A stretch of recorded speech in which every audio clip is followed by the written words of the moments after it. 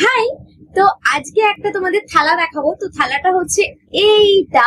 তো এই থালাটা আমি কিভাবে বানিয়েছি সেটাই তোমাদের সঙ্গে শেয়ার করব। তো পুরো ভিডিওটা দেখতে থাকো। তো আমি প্রথমে থালাতে কালার করে নিয়েছি। এখানে রেডের সাথে হালকা করে ব্ল্যাক মিশিয়ে মেরুন টাইপসের কালার করেছি, আর থালার বর্ডার হিসাবে কালার করেছি গোল্ডেন কালার। আমার প্রচণ্ড ঠান্ডা লাগার কারণে আমার একটু গলা ধরেছে, জানি শুনতে প্রচণ্ড অসুবিধা বা খারাপ লাগছে, একটু ম্যানেজ করে নিও। তো হাই, আমি শিল্পা অধিকারী। কেমন আছো তোমরা? আশা করছি সবাই খুব ভালো আছো। তো থালাটার নকশা আমি কিভাবে করছি, মানে কলকা আমি কি করছি সেটা তোমরা দেখতেই থাকো। কিছু কথা তোমাদেরকে বলি।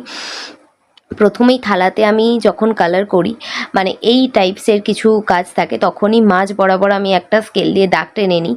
তারপর আমি মিডিলটা বুঝতে পারি, দেন দুধারে সমান করার চেষ্টা করি। তোমরাও টেকনিকটা করতে পারো, আই থিঙ্ক অনেকটা সুন্দর হবে। আর যারা বলছো যে দিদি এত কাজ কি করে করছো এত ক্লাসের মাঝেও, তাদেরকে বলি নিজেকে সময় দাও, নিজের কাজকে টাইম দাও। অন্যর পেছনে টাইম দিয়ে নিজে একদমই টাইম ওয়েস্ট করো না। সেটা নিজের ক্ষেত্রে বা নিজের লাইফের ক্ষেত্রে, কাজের ক্ষেত্রে সব দিকে ক্ষতি হতে পারে। এই জিনিসটা আমি যার থেকে শিখেছি সেটা হচ্ছে আমার খুব প্রিয় স্যার যুগল স্যারের সাথে, মানে স্যারের থেকে। স্যার আমাদের বাড়ি কিছুদিন আগেই এসেছিলো এবং বলেছিল যে নিজেকে টাইম দে আর প্রচুর প্রচুর প্রচুর কাজ কর। তো আমিও চেষ্টা করি, স্যারের মতো তো পারি না, নিজের মতোও চেষ্টা করি। তো যাই হোক, বার্নিশ দিয়ে দিয়েছি। খাবার এতে দেওয়া হবে না, সাজানোর পারপাসে এটা করেছে, সেই জন্য বার্নিশ দিয়েছি। তোমরা তো বিফোর অ্যান্ড আফটার লুকটা বুঝতেই পারছো, বার্নিশ দেওয়ার পর জিনিসটা টোটাল লুকটা কেমন চেঞ্জ হয়ে গেল।